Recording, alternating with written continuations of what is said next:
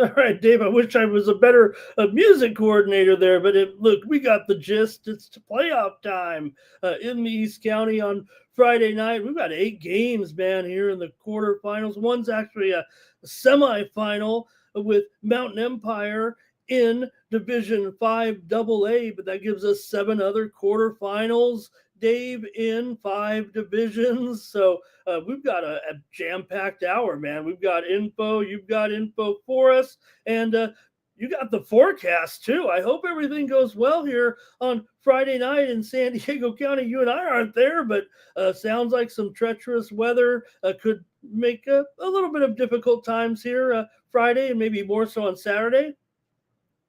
Yeah, I think it's going to be toughest.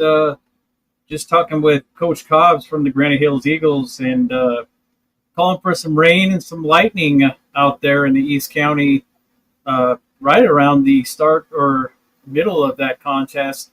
And talking with Kellen, he said he's got to handle the rain, protect the ball, or run game needs to be more consistent than it's been. And, they really haven't had a consistent run game in all of their contests this season.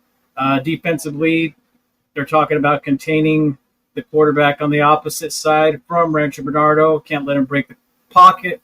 Luckily for us, they want to throw the football as much as we do, so hopefully it's not an advantage for them when it starts to come down from the sky.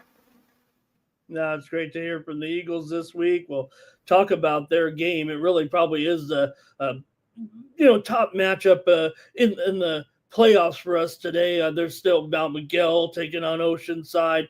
2 of our teams will lead off the show with Helix and Steel Canyon. Christians at Ramona El Cap hosting La Jolla Country Day. Dave, Bonavista's at home against Fallbrook. Santana hits the road to take on Morse, and Mountain Empire takes on Palo Verde Valley in that semifinal with a championship berth on the line next week at DeVore Stadium at Southwestern College, which was announced this week that it will host the CIF championships, as it has plenty of times. We're not going to be able to play in Snapdragon here right now with all the activities going on down there with the soccer teams and the Aztecs. Just not enough dates on the schedule. So no panic. We're going to go down to Southwestern. We're all plenty comfortable down there at DeVore Stadium. Gets a little tight in there for some of those big games for sure, but still great facilities. Of course, you and I love going down there to Southwestern College. So hopefully our team will have some teams in the championships, but they're going to have to start winning here this weekend. Yeah, it's always been a good time down. I think their facility is great for championship games, and they've hosted most of them for quite a few years now. But you're right, it gets tight on those sidelines for sure. Been there, done that, and have the tour shirt. But yeah, I think definitely start off with the neighborhood rivals coming down to Rancho San Diego as Helix travels over there for the Division 2. Last time they met, 39-34, Helix narrow victory, who was leading at 18-7 at the half. Last time they met, senior Dante White led the Highlanders with 3 rushing touchdowns and 272 yards on the ground, while quarterback Lee Norman Lester racked up 299 yards of total offense. So Steel Canyon countered with quarterback Gavin Caja. As we all know, he can definitely launch the pigskin, passing for 300 yards in 4 touchdown passes for 4 different receivers. And Cougar Nico Jara looks to extend his stellar career to the East County's top 3-way threat. Helix, number 7 seed, has won the last 7 meetings, so that's a pretty tall order for the Steel Canyon Cougars to handle this one. They got the home field advantage, but other than that, I think Helix brings everything else. Yeah, for sure, Dave. Helix has won the 7 straight meetings, right? So I think that to me still says that they should be the team to beat in this game. But Steel Canyon has earned the number 2 seed here. They have the 7-3 record this season. Yes, Helix won that game at home, and it does feel that close. It looks like a big difference there when you look at a number 2 seed though, and Steel Canyon's record, and we know Helix is actually just 4-6 on the or right. Is that right? Yeah, 4-6 on the Yeah, field. one Right? forfeit. Yeah, 4-7, right? Because they had one forfeit win there against El Camino. But certainly Helix had to get a lot of confidence in that win over Steel Canyon in that game. I mean, they were up there pretty comfortably, actually. And then Steel Canyon got a couple of late touchdowns there, I think, in the game. But still, having not beat them since 2018, Dave. Wow. I still, the computers have Helix winning this game, and of course I want to take my Highlanders here, but I feel like the tide kind of shifted a little bit overall in the series. Now, granted, Helix won the game at home. I just think it's that close. I'm going to take the Cougars here by a point, Dave, in this one. I just feel like it's going to be close, and maybe I'll be wrong, but Well, I think I, the I home field for me. I think I look also though that the opponents that Helix faced, as opposed to Steel Canyon, I think they were a little more talented Oh yeah. than the Cougars. So I kind of take away some of that from the Steel Canyon Cougars and that 7-3 record. How many points were we given for those contests as opposed to Helix? Um, and that's why I look at the Highlanders actually taking this one. If they played like they did last time and last week, I think they're really taking it to the next level right now. And I think Lester's finally firing on all cylinders and leading his team. So I'm looking for Helix actually to get out of there in a 34-31. Okay. No, I can go with what you're saying for sure. I'll be the guy to take the Cougars in this one and be the Huckleberry here for you, and you take my Highlanders. But the one thing I do agree, you think about it, right? Helix gave up 355 points. Uh, Other than yeah, maybe of course the Eagle game was a little rough, and the Matadors as well. But yeah, you're right. When Helix was playing all those tough teams, that we know why some of those like El Camino's up there in the playoffs at 1-9 or whatever they're at, right? A couple of wins or whatever, because those they play all those tough teams. And yeah, Steel Canyon may have played a few. I don't want to say they weren't. They play a schedule that is in accordance to their level here a little bit. They had a great season. Obviously, they're having a great season. So only one season will continue, though, Dave, after Friday night with these two. So that'll be good, though. Two of our teams going at it. Yeah, we don't want. We'd rather they meet later on, but hey, this one sets up as our all East County playoff game. All right. All right, Dave, how about your Eagles this week against Rancho Bernardo? I have these two in the polls. Eagles just barely ahead of Rancho Bernardo, although the other polls have the Eagles a few notches higher. I have them like 9 and 10, I think, and I think the polls have it more like 7 and 11 for the Eagles. Talking about the UT poll and the computer poll, I think. So I think Rancho Bernardo they play one of those tough schedules too, maybe just a notch down from some of the elites, but they have the better record. But we know the Eagles have earned this second seed here, and we know that just like you said, their losses are to elite teams. Absolutely. That's when we got to think about, them taking that into that game. Same thing I was talking about Helix. If that schedule was not favorable, I mean, you played top 20 talent all year long.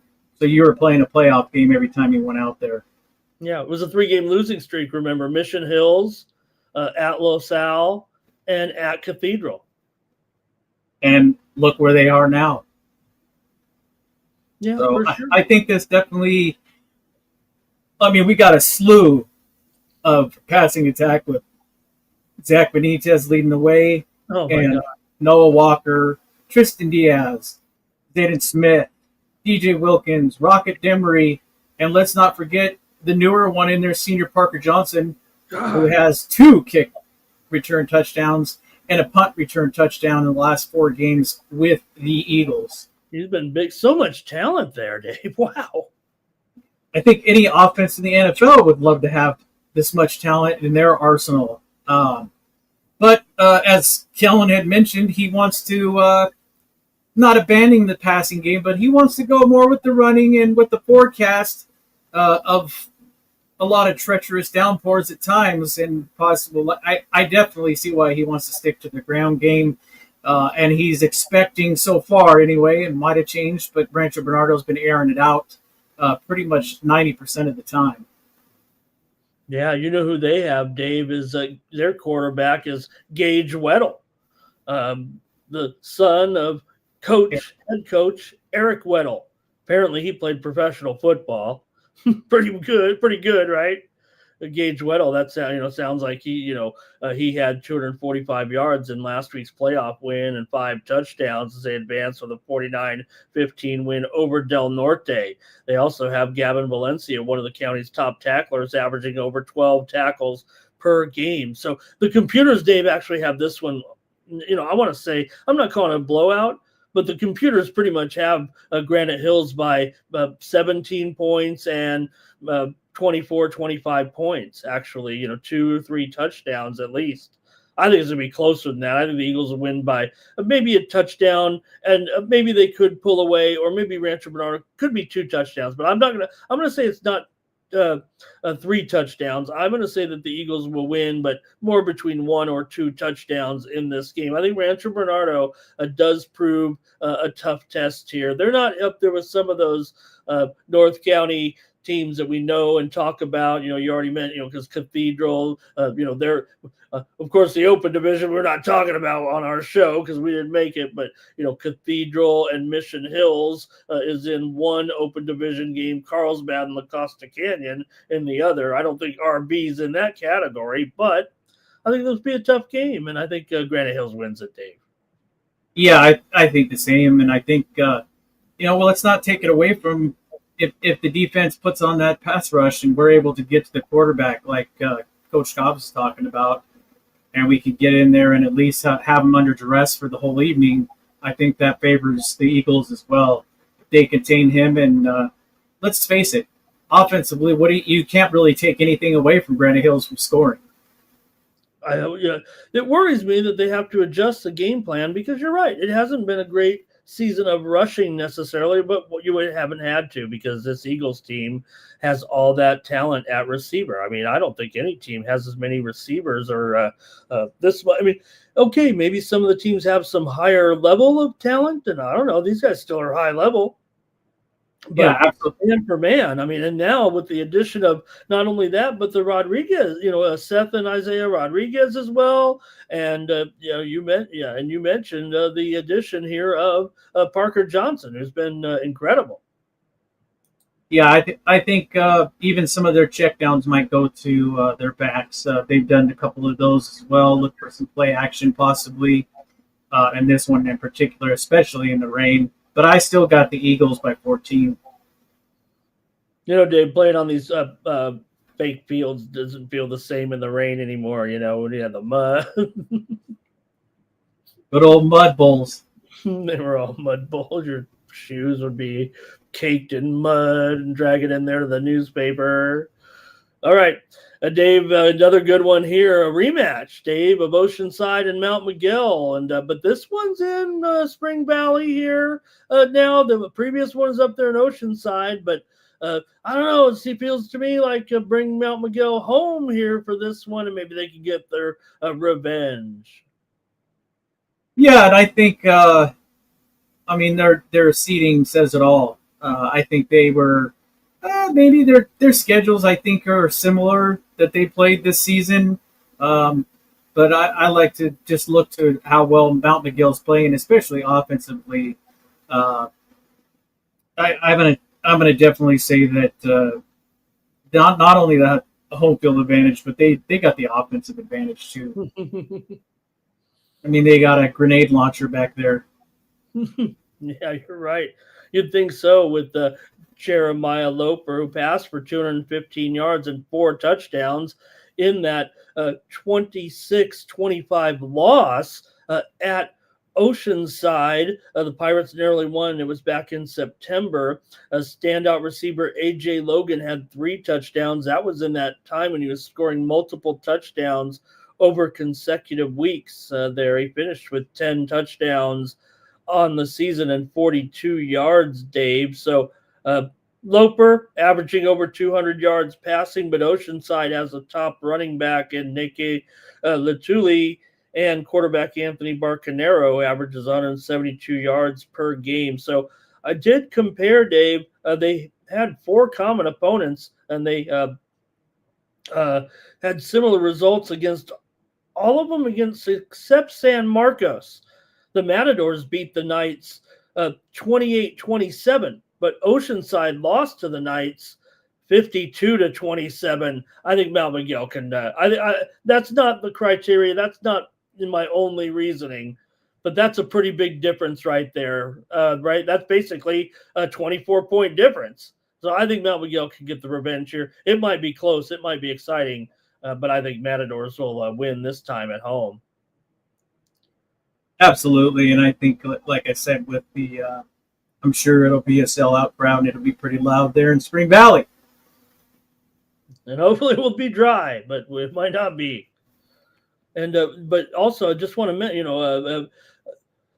we don't know for sure, but if there's any lightning in the area, they got to stop the game. Remember, for a time. So I don't know. It's going to be, hopefully that will not happen this weekend, Dave. Hopefully the lightning comes on Saturday or something.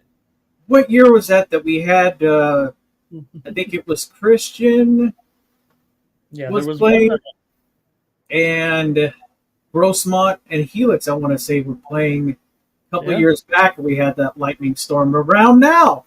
A couple of the games were actually I think they were called at halftime. Yes. A couple of them were. We just had to wrap it up. Couldn't resume the game. I think I was either at one of the games or someone was there, and they said, I don't want to call out which school it was, Dave, but maybe they just didn't see the lightning. Maybe it was covered up by the hills, and they just kept playing. So, hey, you know who you are. Okay. Let's go up to 67, Dave, here with a semi-regional game here. We kind of follow the Ramona Bulldogs a little bit, but not when they're playing our Christian Patriots. Patriots, Dave, off that impressive game there, and get to travel to Ramona here to take on the Bulldogs. Man, that's always Dave, that's a tough stadium to play in, but a great job here by Christian to get that win and advance. They really crushed Brawley last week. Oh, yeah, they were no match for him. I mean, Caleb Runkle is back in the helms, averaging 213 yards per game, and then Kaiser has just been Kai Roser has just been on fire all year long. Every game, we're calling his name every game, I believe it is, and so is Runkle. He's calling on him always. He's his go-to guy, his Travis Kelce, if you will. 59 receptions this season as a junior with 7 touchdowns. Wow. Chase Toggerson definitely leading a stout defensive unit for Christian High. And we've been calling his name quite a bit this season as well. Dave, you guys told me that Caleb's back. I didn't know he went anywhere. I know that some of those games were pretty tough, and man, I really felt like the offense wasn't getting the production. But I think we're back in our territory now, playing Ramona, right? I mean, we're not playing. No disrespect to those teams that we lost to earlier in the season, Dave. They were some tough teams. I don't think Ramona is on cap. It was on par with those teams that Christian played in league play this season. In fact, the computers kind of have Christian as the team to beat this game. Well, let's look. They jumped to a different division, different conference, and I just think that I mean your computers have Christian rated as a stronger team here. Patriots have one of the top upsets this season when they won at Scripps Ranch, and boy was that a game. I remember Oh, watching that one. That was probably my favorite game of the season. Uh, but Ramona presents a difficult road challenge, but Christian's experience against this should give the Patriots. I mean, they do. They definitely have the edge with the playoff experience as well with this group. I think it was to be a close game. I think it went by a field goal or so. But I think the Patriots will be able to beat Ramona. I think that what it will be benefiting Ramona is that they do have a great home field and a great crowd. I mean, it's a community event every time with the Ramona Bulldogs, especially when they're playing in a playoff game. That can be a tough place to play. But Christian's already proven beating Scripps Ranch. You know, we think of high school football. Everybody says, "Oh, high school football, upset any time could be." No, not actually. You could count the number of quote unquote, you know, what they call them, like good wins or bad losses, like on two hands, actually, among the the decent teams anyway. So I think that's good enough for Christian. Their strength of schedule here can kind of take them over the hump here, and maybe a little bit of mix of throwing a little Hank Houston in there, Dave, and Yep. the way that the way that Christian has performed. Like I said, beating Scripps Ranch, that really said a lot. And I think if they can beat Scripps Ranch on the road, I think you could beat Ramona on the road in the playoffs. Yep. I'm gonna take Christian by a field goal myself. Kind of Maybe we'll see him on the bus. Maybe we'll get them on the bus. We got some bus opportunities here on Friday night. Get ready. All right, yeah, that'll be a good one though. We'll see a good one there. All right, let's go here, Dave, too. Division 4. And you know what? Dave, El Capitan last year won the Division 3 championship. So now they're in Division 4, and they're a 2 seed here. Now, La Jolla Country Day did score one of the upsets last week. And I will also say this, Dave. They, like I said, there you could probably count on two hands and maybe 2 feet. I don't know, maybe, a dozen big upsets during the season. La Jolla Country Day had one of those. They beat Bishops this season, and that was a big win. But they also won by upset last week as well. One of the few teams in the playoff, one of the few 10 seeds in any of the divisions, or one of the few upsets in any of the divisions from last week. You with me, brother? Yeah. La Jolla and El Capitan, Dave.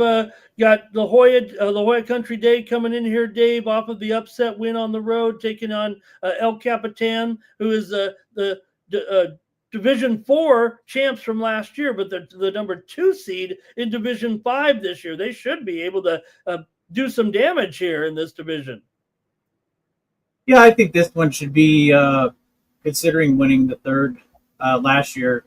I think that this should pan out for a big El Capitan. I mean, I'd look for them to air it out a little bit in this one, and definitely, I'm going to call for 2 touchdowns. I'll go out on a limb, but I think they're that much better than La Jolla Country Day at home.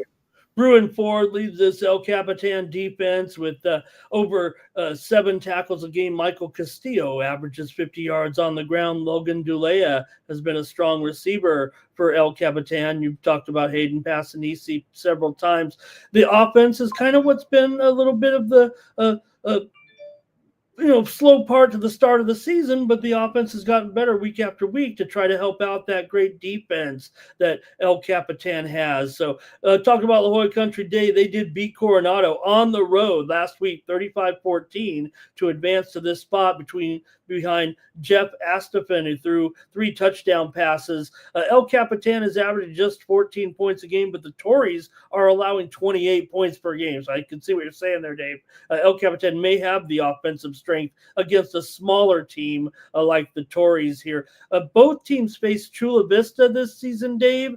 El Capitan won 17-14 over the Spartans. La Jolla Country Day, a little bit different type of game against them, 30-21. But I think I'm going to take El Cap as well. I think they can grab this one by a couple of points and win it. Maybe it'll be another thriller out in Lakeside, but they've gotten the Vaqueros have gotten caught before in some home games. I hope they better win this one.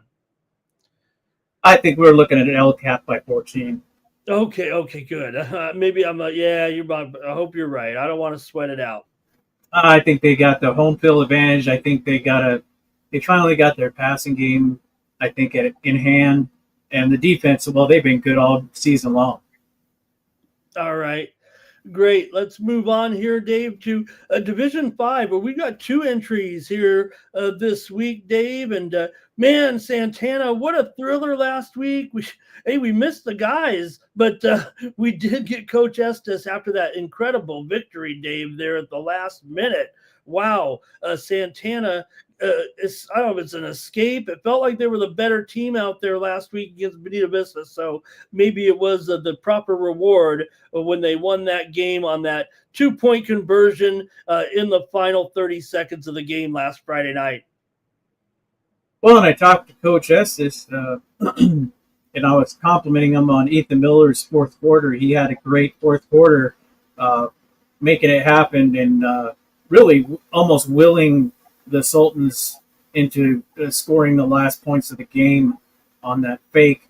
Morse is a pretty good football team, he says. We have to play our best game. Our defense has been our strength all season, which it really has. And we need our defense or our offense to step up and keep them off the field. And really, that's I think Miller made a step in the right direction towards the mid to end of the fourth quarter in doing so just that. Um, I think we're going to be looking though. You know, we got our superstar Coco that he'll be on all three of the sides of the ball. Man, he threw that pass so perfectly last week on that fake, Dave. He said, Dave, he said, uh, Coach called the play. I didn't think we should run the play. It was supposed to be a run, but when I saw Xander Bennett in the end zone looking at me, I had to throw it to him, and it barely got to him. He had to kind of make a lunging catch, but he caught it. He scooped it up there for the 2-point conversion after Miller hit Maddox Eso with the winning play. You mentioned Miller's good game there, 112 yards passing. So, Dave, we've seen Santana make deep runs before. We've seen him reach Southwestern College before for championship runs, and here they are in position right now. Sorry about the mix up here, Dave, on the graphic. Man, I really blew it, but we'll go back to the Monarchs here as well. But Dave, we've seen Santana succeed before and get to finals at Southwestern College. I think Morse is a beatable team for them because of the defense, but they do have a really strong back in this Superior Garor, who averages 126 yards per game, and they also average 180 yards passing per game. So that does have me a little bit concerned as well. But like I said, we've seen Santana do it before. They've made the finals 3 times in 12 years under Coach Estes. Yeah, the only thing I think we need to be concerned with is Santana did lose to West Hills 10-7, while Morse defeated West Hills 19-16. Mm-hmm. So there are probably, you know, it could go either way, really. Uh, I'm going to have to go with the Tigers. Obviously, the key is to stop Garor. He is capable of having a big. I will say, Dave, if they can keep Garor even under 150 yards, that they will win this game. If he approaches 175 or 200 yards, especially with a quarterback like Esmalian, who has a pretty. They have a good. It just feels like they have a little bit better offense than the teams that we saw outside of Grossmont, Dave, in the Grossmont Valley League this year. I think Morse has a more explosive offense, and they're at home. I'm going to take the Tigers to edge the Sultans here. Well, let's not forget, though, Santana was pretty good against a inferior running game, really. I mean, those guys were huge. It was like running backs or linebackers running the ball against, and they were able to contain and tackle those runners. Yeah, but I'll say this: when you see Superior Garor on Friday night, you're not going to see two big tower. You got to be thinking of like Lionel James. You got to be thinking of Barry Sand. Well, that's pretty good, but you know what I mean. A smaller back that will be swooping and swerving and gliding and sliding all up inside Rolls, that maybe. line. Uh, A Sproles maybe.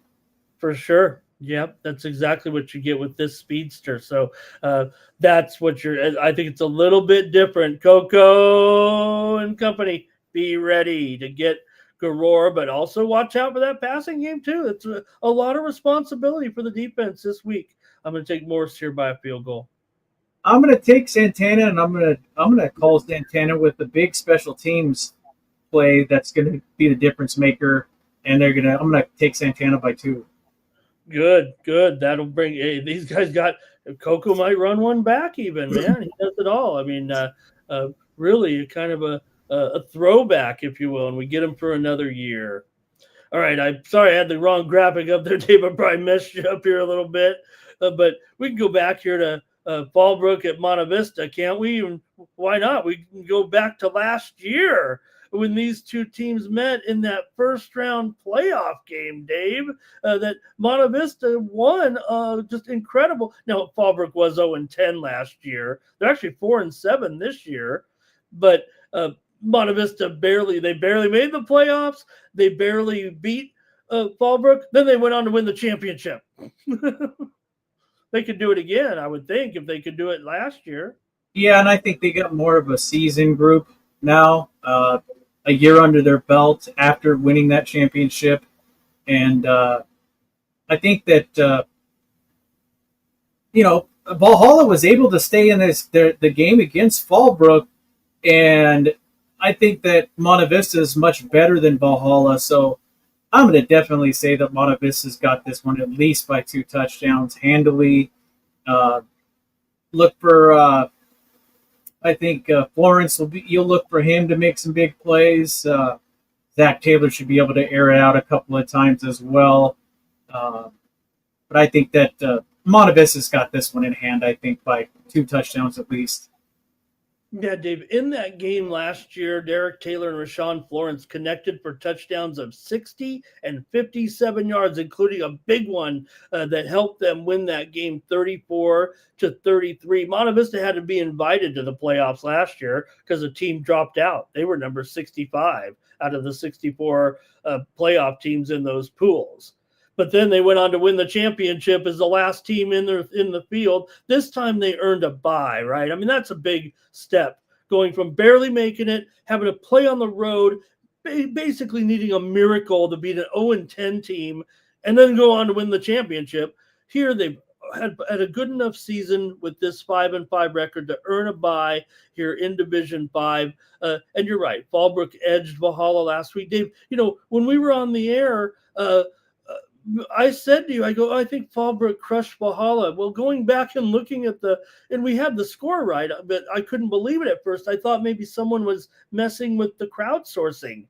But Valhalla ended up scoring 3 late touchdowns against Fallbrook and kind of made it a game. Fallbrook had to put their starters back in when Valhalla was coming back so fast last week. So I think Monte Vista could take a little bit of confidence there. I want them to know that Fallbrook has really given it up there, a team like Valhalla, that Monte Vista took care of them pretty good. So I think here for the Norsemen, for the Monarchs, they can win this one probably by 2 touchdowns. Oh, yeah, easily. That's what I'm saying, too. And, like you said, we said at the beginning of the season, whoever in this Valley League, Brett Fisher, find a way. Hi, Brett. Great to see him in here. I've had Brett on a ledge all year with this Monarchs team, and they won the championship last year. But he's gonna also have hello to Will in the chat. He's ready for some Patriots football. Well, don't want to give him a hard time, but his Hillers went down last week. We were bummed about that, Dave, for sure. But great to see you guys in the chat. Thank you very much. Yes. But so we got to take the Monarchs for sure, Dave, in this one. Now that Brett's here, we're not picking against the Monarchs. No way, Brett. And we said at the beginning of the season, if you're going to win the Valley, you got to win a couple of those key games in the non-league play. You need to win those. Those are important going into especially such a close knitted Valley League like this year with the talent-wise. So Yeah. I think they did. They had the perfect recipe. They went out, won the games they needed to win, in that were non-league, and they lost to the good teams that they were expected to lose to in the Valley. So I think Monte Vista at the end was the probably the toughest squad. Yeah. So Let's see I'm what definitely going to take them by 2 touchdowns as well. Let's see if I can answer Will's question there. This one might be even out of my league here, but how did Grossmont get a matchup versus a higher seed out of Valley League than Santana did? Um, I'm not sure. And again, he hates the matchups there. Grossmont they were the league champion, right? But they ended up in Division Two, a higher because so will they just take the 64 teams and chop them up into 5 divisions? So Grossmont ends up as a low seed in Division Two. They got to go play a tougher team there next week, and that's why you kind of see it way it. I think you still want to be in the strongest division possible, but okay, I hope that answer. Yeah, I hope that answers if they just end up in Division Two because they were pretty good. They were better than the rest of those teams, and you know, even though it looks like Santana and Monte Vista down here, they got these high seeds, or at least Monte Vista does, right? They're down in Division Five, and Grossmont was up there in Division Two with Helix and Steel Canyon. That's how good they were, even though they were in the Valley League there. It just goes to show that fine line, Dave, between the Valley League and the one team, right? That we keep having to bounce back and forth over the last decade or since we've started it, right? And the 3-team league didn't work when it was just Steel Canyon, Helix, and Granite in Yep. a 3-team league there for a year or two. That wasn't going to work because then they had to go out and get too many non-league games, and it just made life very, very difficult having to travel around and for scheduling purposes. So Grossmont, though, just ended up there as a number 9 seed and had to play Saints. And like I said, they got the back and forth there.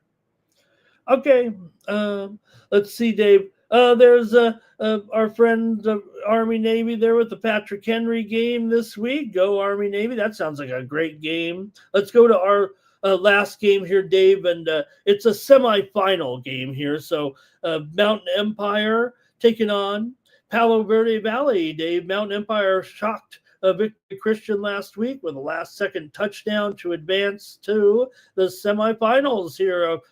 Finals berth is on the line. Palo Verde Valley dominated O'Farrell last week, 52-0, with over 500 yards rushing.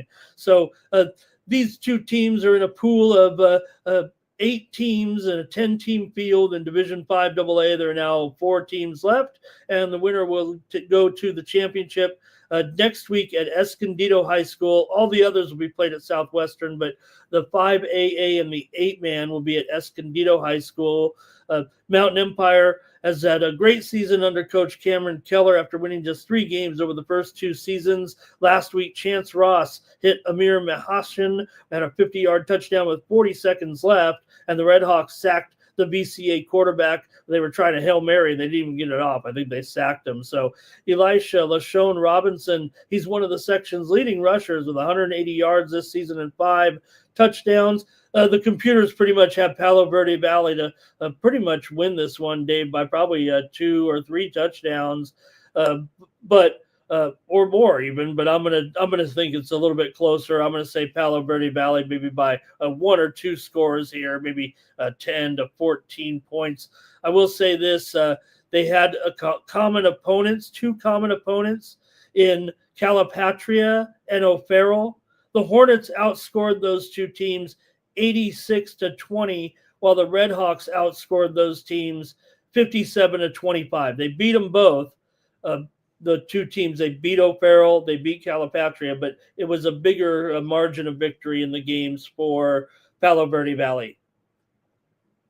It looks like you're going to go with Palo Verde Valley, and I think I'm going to go with the Red Hawks. All right. One, and I'm going to say by 3. All right, let's go. Maybe we can get the Red Hawks on the horn next week. That would be really bringing it home on the bus next week. Maybe we'll have a triple threat. We might be on all night if we get enough winners. We'll do it because we want our winners for next week here, Dave. Thanks On the bus. for doing the show here this week and talking about our quarterfinal games and our one semifinal game. We'll be here on Friday night, hopefully with some winners here. Look, Dave, I don't know. It looks like looks like expected at least 4 winners, if not 5 or 6. Here, there's no reason that our teams couldn't win all 8 of these games on Friday night. We have a championship. We've been winning championships out here lately in the East County, in case anybody didn't notice. Yeah, those Eagles and could be the Matadors. I don't know. Could be a rematch. Who knows? But we definitely we know how to win championships East County style out here, and I think we're going to continue that. Possibly with another Eagles championship as well. Yep, for sure, Dave. Hey, I want to thank our sponsors, Granite Mortgage, Lakeside Equipment, and Touchdown Plumbing. It's going to do it. We'll be back on Friday night right after the games. We're going to try to get, as soon as we can get those live remotes, we're going to bring them to you, and we'll round up all the games here, Dave, all 8 games here on the show. You and I will be busy on Friday night keeping our tabs on all of our teams here, trying to get these teams into the semifinals. Yeah, and I want to thank our lead photographer also once again, and Vic Morano has been fantastic, catching all the East County action each week in, week out, and also, heading to the playoffs, pretty much what the hottest game is in the county locally. I wouldn't be surprised if we see him at the Eagle game to start the weekend. But for Ramon Scott, I'm Dave Dickens. We'll see you Friday. Thank you.